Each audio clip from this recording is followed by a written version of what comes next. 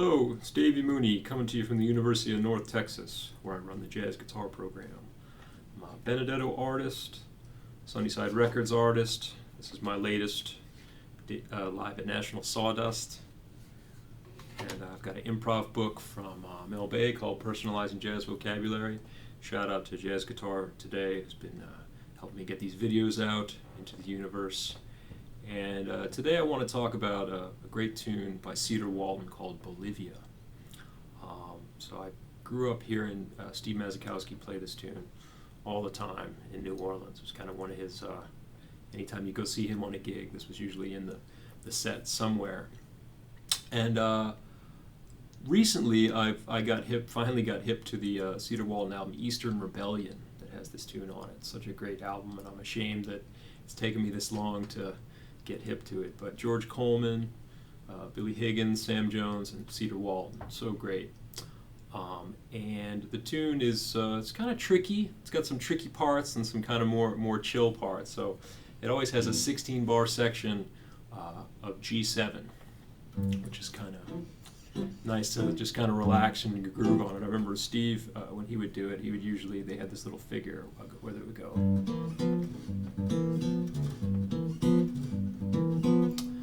Ceder Walton's record, I think they don't do that particular figure. They just play off of a G7, just swing out. It's great. And when the tune starts, the harmony gets a little bit trickier. You've got E flat major 7 to A7, D major 7 to A flat 7 to G major 7. And it goes on from there, but that first part is really kind of interesting. It's kind of a cool way to think about a tritone substitution, right? The idea that, okay, you got E flat major 7, now A7 going to D, and then A flat 7 going to G. So those two dominants is pretty interesting. Like that A7 could have gone to A flat, right? You could have like kind of like Skylark, right?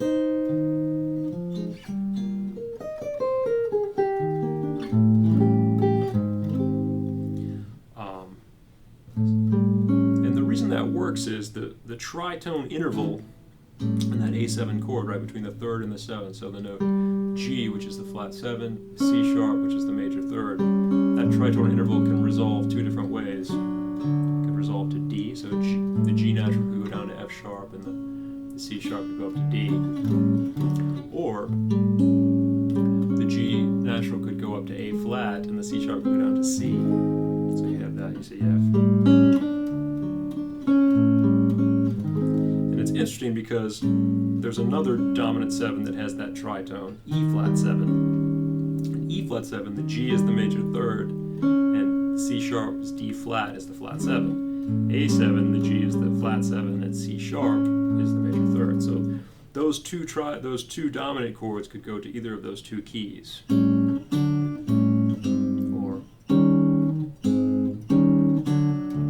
So it's interesting that you have E flat major 7 and then an A7, and you don't know which way it's going to go. Is it going to go to A flat? Is it going to go to D? It goes to D.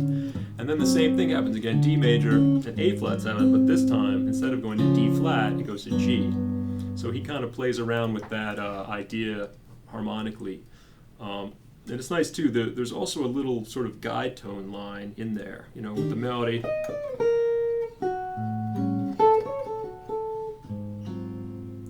Where, even though sort of with the melody, sort of against the melody, you have kind of like G natural to F sharp. The F sharp kind of stays the same to F natural, and then the G. And it's important because I feel like that A7 chord really has that 13, natural 13 is important. You know, in previous videos and in my book, I talk a lot about augmented and diminished sounds. The idea that if that A7 had a flat 13, that to me is very different, almost sort of, psychologically than a natural 13.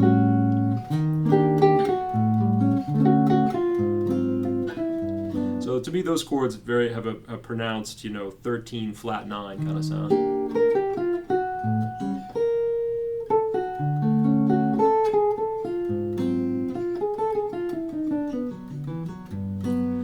I play on them, it's one of those things that goes by so fast that I don't.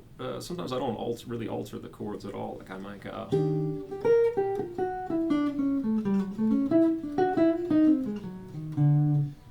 I don't really necessarily think I got to play the half-whole diminished scale or I got to do this or that. It's just kind of like I'm playing E flat major and then it's an A7. It's sort of the way it lays on the instrument too. It just kind of goes down a half step. A lot of the same sort of grips.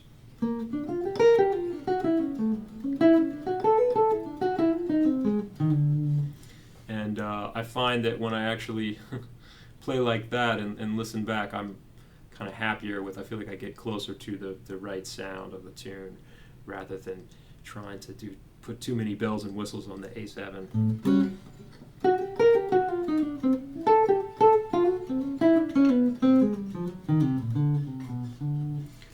One more.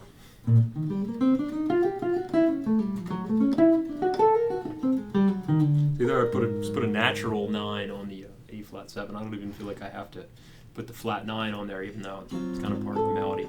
And then the tune continues, so you're on G major, F sharp 7 to B minor. And I like this part too, because he kind of plays with a couple different ways to get to B minor.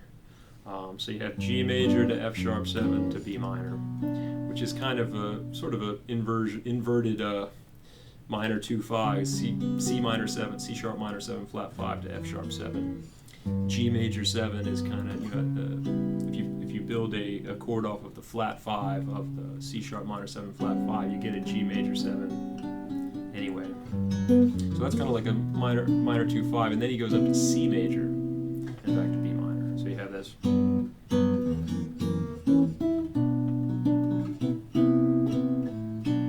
It's kind of fun, so.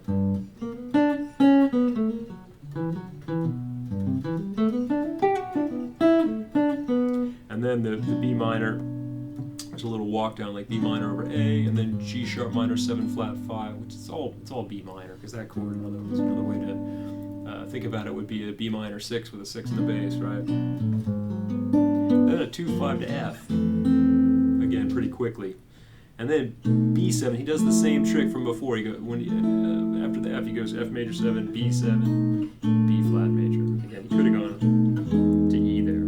And then an kind of A7 altered going back to D minor. That actually it doesn't really go to D minor. I mean, harmonically it goes back to the G7 16 bars, but so.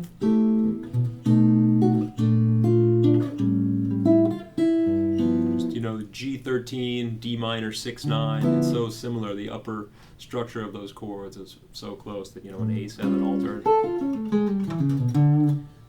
can go to a G7 pretty much as easily as it goes to D minor, especially at the tempo that this tune. It's not crazy fast, but it's it's got a little clip to it, medium up. It's really fun, really interesting song. And one other thing, talking about the two versions that I'm most familiar with, Masakowski, he recorded it on a great record called Los Tres Amigos with James Singleton and Hector Gallardo on bongos that I encourage you all to check out. Seek that record out. There's great stuff on there. So it's all kind of straight 8, everything on their sort of straight 8s groove. But Steve changes the melody a little bit, which is funny, because as a kid I learned this song and I would play the melody the way Steve did, and sometimes I'd play with people and I was like, what's going on? This doesn't seem right. And what he does is in the second part of the tune, after the 2-5 to F major 7, the melody is. The original version does that, and Steve puts a little pause in there so he can grab the chord, because it would be kind of awkward to go. I guess you could try to do it, but how successful are you going to be? What's your batting average going to be with that, grabbing that chord and actually making it come out? Whereas if you wait a second, chances are you're going to get the chord, and it's still going to sound cool. And then he does the echoes that the original version goes.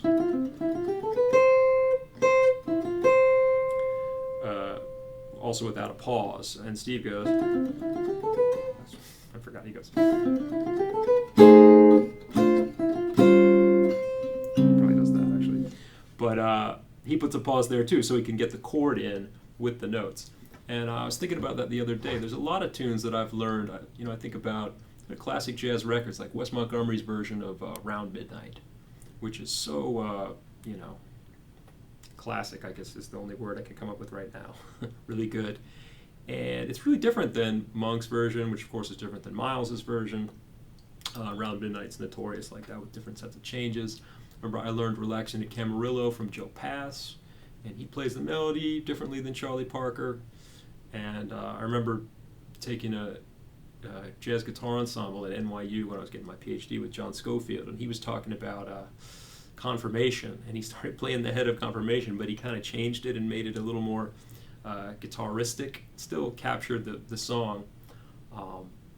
And yeah, I think that's interesting how that's cool to do, because we always tell students, we want them to go to the record and learn the thing exactly the way it's played, but then you realize that every record's a little different. And I think it's okay. I guess what I'm trying to say is adapting tunes to your instrument. I think is cool sometimes, as long as you don't go too far, rather than trying to make something that's natural on piano or saxophone. Try to play every little nook and cranny of it on your instrument. I think it's okay to make slight adjustments, changing the ornaments. And if people tell you that's wrong, you can say that I said it's okay. So anyway, I'm going to play a few courses on this tune, and I hope you enjoy it.